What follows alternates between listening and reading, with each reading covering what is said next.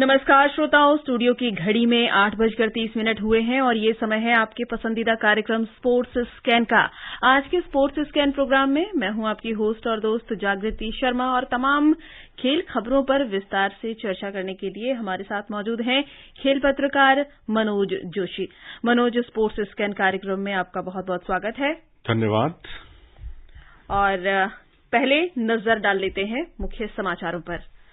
भारतीय मुक्केबाज प्रीति ने एक रोमांचक मुकाबले में 2022 विश्व चैंपियनशिप की रजत पदक विजेता लेकर मियोरा पेरिजोक को हराया।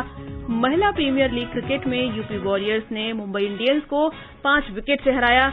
रॉयल चैलेंजर्स बेंगलोर और गुजरात जॉयंट्स के बीच मुकाबला भी जारी है। भारत और ऑस्ट्रेलिया के बीच 3 एकदिवसीय क्रिकेट मैचों की श्रृंखला का दूसरा मैच कल विशाखापट्टनम में है और all England open badminton championship के महिला डबल्स सेमीफाइनल में भारत की त्रिसा जॉली और गायत्री गोपीचंद की जोड़ी को हार का सामना करना पड़ा है।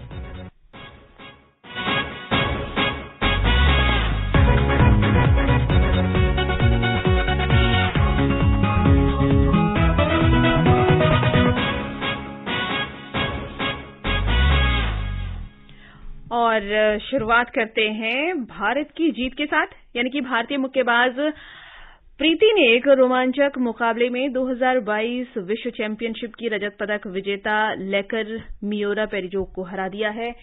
मतलब ये इनका टूर्नामेंट का दूसरा ही जो है ये मुकाबला था और इसमें भी जीत दर्ज की है। कैसे देखते हैं? जी हाँ, बिल्कुल। देखिए, प्रीति जो है बेहतरीन खिलाड़ी हैं, उभरती हुई खिलाड़ी हैं और उनकी शुरुआत जो होती है बहुत अच्छी होती है जब भी किसी मुकाबले में लड़ती हैं।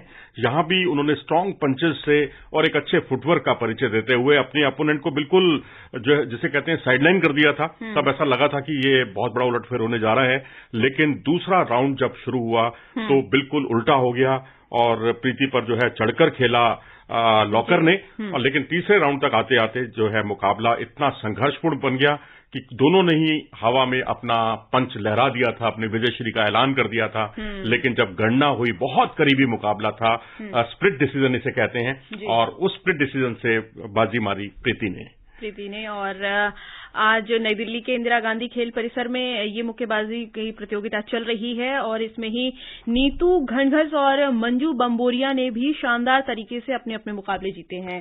तो यानी कि एक तरीके से कहें तो मेजबान देश के लिए आज का दिन क्लीन स्वीप वाला रहा है। बिल्कुल, अगर आप सारे मुकाबले जीतते हैं वाकई ये क्लीन स्वीप और बहुत ही खुशी की बात है, क्योंकि नीतू जो है हमने उनको कॉमनवेल्थ गेम्स में भी बहुत बहादुरी के साथ लड़ते हुए देखा और यहां भी उन्होंने काउंटर पंच उनके बहुत ही कमाल के थे। और उसके बाद जो आपने तीसरा बताया मंजू, वो भी बहुत नपे तुले तरीके से लड़ रही थी और अपोनेंट को अपने आसपास फटकने भी नहीं दिया उन्होंने। और जो उनके लॉन्ग रेंजेस के जो पंचेस थे वो वास्तव में काबिले तारीफ थे।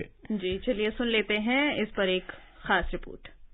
2022 एशियाई चैंपियनशिप में कांस्य पदक जीतने वाली धाकड़ मुक्केबाज प्रीति ने 54 किलो भार वर्ग में इस टूर्नामेंट में अपनी दूसरी जीत दर्ज की। उन्होंने रिव्यू के बाद रोमानिया के पेरिजोक को 4-3 से मात दी। हरियाणा की इस मुक्केबाज ने अपनी प्रतिद्वंद्वी को चौंकाते हुए पहले राउंड में मजबूत शुरुआत की। हालांकि सतर्क शुरुआत के बाद पेरिजोक ने दूसरे राउंड में शानदार वापसी की और मुकाबले को रोमांचक बना दिया। इसके बाद प्रीति की तकनीकी क्षमता और दृढ़ विश्वास ने उन्हें अपनी प्रतिद्वंद्वी पर काबू पाने में मदद की और उन्होंने शानदार जीत हासिल की। अंतिम 16 में अब इस भारतीय मुक्केबाज का सामना पिछले साल की विश्व चैंपियनशिप की एक और रजत पदक विजेता थाईलैंड की जूटामास जिटपोंग से होगा। वहीं 48 किलो भार वर्ग में 2022 राष्ट्रमंडल खेलों की चैंपियन नीतू घनघस ने पहले दौर में दक्षिण कोरिया की कोंग डो योन को आसानी से हरा दिया। 22 वर्षीय मुक्केबाज की आक्रमण क्षमता कोरियाई मुक्केबाज के खिलाफ बेहद मजबूत साबित हुई। नीतू ने शुरू से ही अपने विरोधी को जमने का एक भी मौका नहीं दिया। अगले दौर में अब नीतू का सामना ताजिकिस्तान की सुमैया कोसिमोवा से होगा। मंजू ने 66 किलो भार वर्ग में न्यूजीलैंड की कारा विहारेरू के खिलाफ अपना मुकाबला जीता। उनकी जीत के साथ ही टूर्नामेंट के तीसरे दिन भारतीय मुक्केबाजों ने देश के लिए क्लीन स्वीप सुनिश्चित कर दी। मंजू अब अपने अगले मुकाबले में शीर्ष वरीयता प्राप्त उज्बेकिस्तान की नवबखोर खामिदोवा के खिलाफ रिंग में उतरेंगी। मौजूदा विश्व चैंपियन निखत जरीन 50 किलो भार वर्ग के एक मुकाबले में कल अल्जीरिया की रोमेसा बो आलम के खिलाफ रिंग में उतरेंगी, जबकि 2022 विश्व चैंपियनशिप की कांस्य पदक विजेता मनीषा मौन कल अपने अभियान की शुरुआत करेंगी। Manisha Khanna, sports can. और मुंबई में महिला प्रीमियर लीग क्रिकेट में यूपी वॉरियर्स ने मुंबई इंडियंस को 5 विकेट से हरा दिया है। पहले बल्लेबाजी करते हुए मुंबई इंडियंस ने 20 ओवर में 127 रन बनाए थे। पहले सुन लेते हैं ये रिपोर्ट। मुंबई इंडियंस की महिला प्रीमियर लीग में ये पहली हार है। टॉस हारकर पहले बल्लेबाजी करते हुए मुंबई ने 20 ओवर में 127 रन बनाए। जवाब में यूपी ने 19 ओवर और 3 गेंद में 5 विकेट गंवाकर लक्ष्य हासिल कर लिया। मुंबई ने इस लीग में अब तक 6 मैच खेले हैं, जिसमें उसने 5 में जीत हासिल की है और वो पहले ही प्लेऑफ के लिए क्वालिफाई कर चुकी है। वहीं यूपी की ये 6 मैचों में तीसरी जीत है। 6 अंकों के साथ टीम तीसरे स्थान पर काबिज है और अब भी प्लेऑफ की रेस में बरकरार है। मुंबई 10 अंकों के साथ शीर्ष पर और दिल्ली कैपिटल्स 8 अंकों के साथ दूसरे स्थान पर है। यूपी और मुंबई दोनों को अब 2-2 मुकाबले खेलने हैं। यूपी की टीम 20 मार्च को गुजरात जायंट्स और 21 मार्च को आखिरी लीग मैच में दिल्ली कैपिटल्स से भिड़ेगी। वहीं मुंबई की टीम को 20 मार्च को दिल्ली से और 21 मार्च को रॉयल चैलेंजर्स बैंगलोर से भिड़ना है। मुदिता, स्पोर्ट्स स्कैन। मुंबई इंडियंस की लीग में पहली हार, क्या कहेंगे? जी हाँ, बहुत ही दुर्भाग्यपूर्ण है मुंबई इंडियंस के लिए। उन्हें जीतने की आदत पड़ गई थी और दूसरी बात यह है कि यूपी वॉरियर्स की स्पिन बॉलिंग, जो स्पिन चौकड़ी थी, वो बहुत ही गजब की थी। उन्होंने मुंबई के बढ़ते हुए कदमों पर लगाम लगाई और उसको इतने कम स्कोर पर रोका कि 127 रन उसने इतने कम रन पहले कभी नहीं बनाए इस पूरे लीग में।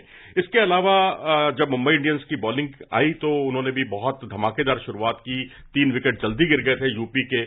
उसके बाद ताहिला मैग्रा और ग्रेस हैरिस ने पारी को जमाया, संवारा और उसके बाद दीप्ति शर्मा और सोफी ने बाकी का काम बखूबी कर दिया, क्योंकि आखिरी 2 ओवर में 13 रन चाहिए थे और वहां पर सोफी ने फुल टॉस पर छक्का लगाया और उससे अंतिम पूर्व ओवर में दीप्ति ने 19वें ओवर में जो है एक मिड ऑन बाउंड्री लगाकर यूपी की जीत एकदम सुनिश्चित कर दी। जी बिल्कुल। और अगर देखें, अगर इस तरीके से तो प्लेऑफ के लिए तो क्वालिफाई पहले ही कर चुका है जो मुंबई की टीम है। हालांकि अभी यूपी उस रेस में बरकरार है, लेकिन जब जीत की लत लग जाती है और उसके बाद जब हार होती है, बड़ा उलटफेर होता है। बिल्कुल ठीक कहा आपने। और सच बात तो ये है कि आरसीबी की हालत और पतली हो गई है इस मैच के परिणाम से। जी बिल्कुल। और अभी इन दोनों का मुकाबला चल रहा है। दूसरा मैच अभी रॉयल चैलेंजर्स बेंगलोर और गुजरात जॉइंट्स के बीच में चल रहा है। गुजरात जॉइंट्स ने टॉस जीता है और पहले बल्लेबाजी का निर्णय किया है। और ताजा समाचार मिलने तक बता दें कि गुजरात ने 15 ओवर में 2 विकेट पर 121 रन बना लिए हैं।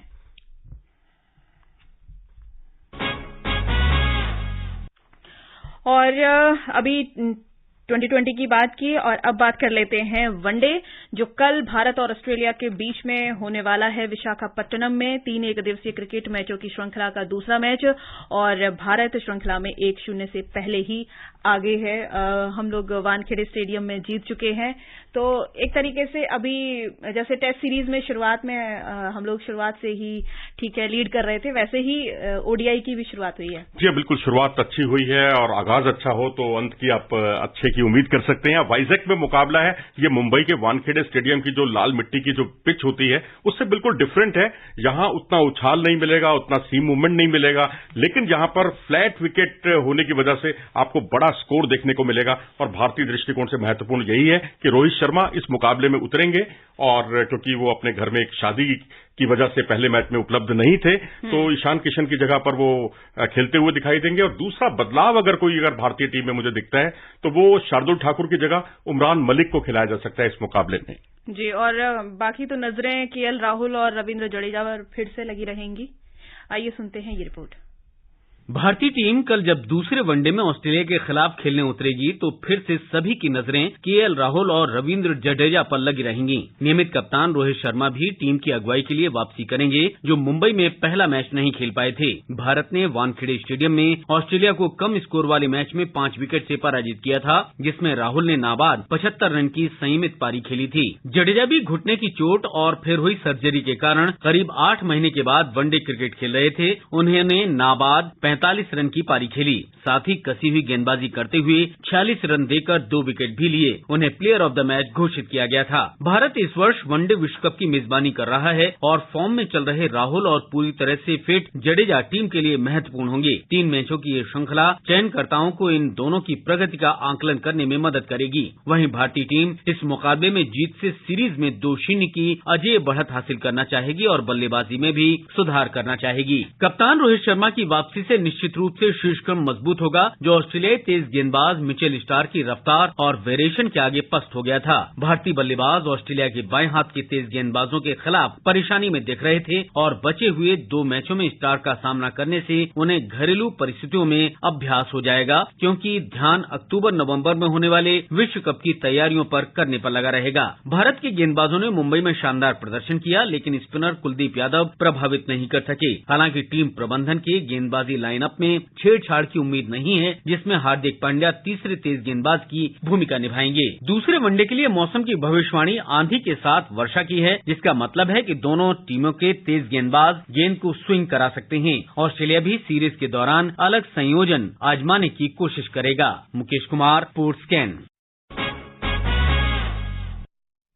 और वेलिंगटन में खेले जा रहे दूसरे क्रिकेट टेस्ट में केन विलियमसन और हेनरी निकल्स के दोहरे शतक की बदौलत न्यूजीलैंड बेहद मजबूत स्थिति में पहुंच चुकी है। उसने अपनी पहली पारी 4 विकेट पर 580 रन पर घोषित की और इसके जवाब में श्रीलंका ने दूसरे दिन का खेल समाप्त होने तक 26 रन में 2 विकेट खो दिए। न्यूजीलैंड अभी भी 584 रन से आगे है। 2-2 शतक। जी हाँ, बिल्कुल। बहुत ही one sided, one way traffic जिसे कहते हैं ना, वो सब वहां चल रहा था। और केन विलियमसन जो है पिछली 6 पारियों में 2 डबल सेंचुरी और 2 सेंचुरी बनाकर उन्होंने फैफ 4 में बहुत ही मजबूती के साथ अपने कदम आगे बढ़ाए हैं। और वहीं निकल्स जो पिछली 10 पारियों से चल नहीं पा रहे थे, उनको डबल सेंचुरी जो है उनके लिए भी एक तरह से टॉनिक का काम करेगी। इंडियन सुपर लीग में आज गोवा के जवाहरलाल नेहरू स्टेडियम में एटीके मोहन बागान और बेंगलुरु एफसी के बीच फाइनल मुकाबला हो रहा है। मोहन बागान 1-0 से अभी आगे है। और all England open badminton championship के महिला डबल्स सेमीफाइनल में भारत की त्रिशा जॉली और गायत्री गोपीचंद को दक्षिण कोरिया की ली सोही और बाए खाना से हार का सामना करना पड़ा है। और इसके साथ ही टूर्नामेंट में भारतीय चुनौती भी समाप्त हो गई है। पिछली बार भी ऐसा ही हुआ था, सेमीफाइनल तक पहुंचे थे और इस बार भी सेमीफाइनल तक ही उनकी चुनौती समाप्त हुई है। कोरिया की खिलाड़ी जिनको इस बार सीडिंग नहीं थी, और बैकना जो कि बहुत ही अच्छे बैककोर्ट पर बेसलाइन पर स्मैश लगाती हैं, उनका कोई जवाब नहीं था। और उनकी जो साथी खिलाड़ी थी वो नेट की बहुत ही पारंगत थी। तो खेल थोड़ा सा बिखरता हुआ दिखाई दिया त्रिशा जॉली का और गायत्री गोपीचंद का। और स्मैश जो है इनके बहुत ही लिमिटेड रहे, लिमिटेड रेंज थी, लेकिन उनका डिफेंस बहुत मजबूत था, जिसकी वजह से इनके अटैक जो है इनका बिल्कुल धरा रह गया। कोई प्लान बी शायद मुझे लगता है नहीं था। उसके लिए अभी और ज्यादा और सशक्त होने की जरूरत है, रणनीति को और मजबूत बनाने की जरूरत है। हाँ, क्योंकि पहले ही हम लोग हर उसमें से निकल चुके हैं कैटेगरी से। इसी में एक उम्मीद लगाकर बैठे थे कि हाँ कुछ होगा। इतने सालों का इंतजार है, वो अभी इंतजार में ही। बिल्कुल। गोपीचंद ने 2002 में जो ऑल इंग्लैंड बैडमिंटन का खिताब जीता था सिंगल्स का, तो लग रहा था कि उस जो लंबा सूखा है उनको उनकी बेटी आकर जो है किसी अपनी साथी खिलाड़ी के साथ उसको दूर करेंगी, लेकिन ऐसा हो ना सका। लेकिन दोनों राहत की बात यह है कि अब महिला बैडमिंटन का नाम आएगा तो अब सिर्फ साइना और सिंधु तक ही मामला सिमट कर नहीं रहेगा। अब आपके पास त्रिशा जॉली हैं, गायत्री गोपीचंद हैं, जो डबल्स में भविष्य में बहुत बड़ी उम्मीद है आगे के सफर की।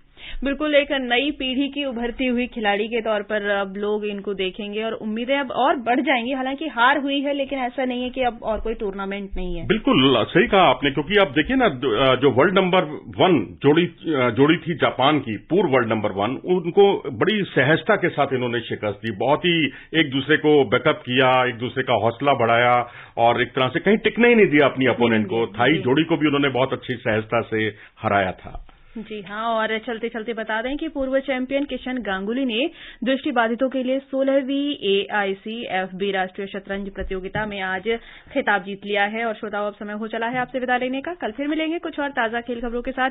मनोज, आप हमारे स्टूडियो में आए और तमाम खेल खबरों पर हमसे चर्चा की, इसके लिए आपका धन्यवाद। धन्यवाद। श्रोताओं, अगर आप इस कार्यक्रम को दोबारा सुनना चाहते हैं तो लॉग ऑन कीजिए हमारी वेबसाइट newsonair.nic.in पर। इसी के साथ अनुमति दीजिए स्पोर्ट्स स्कैन की पूरी टीम को नमस्कार।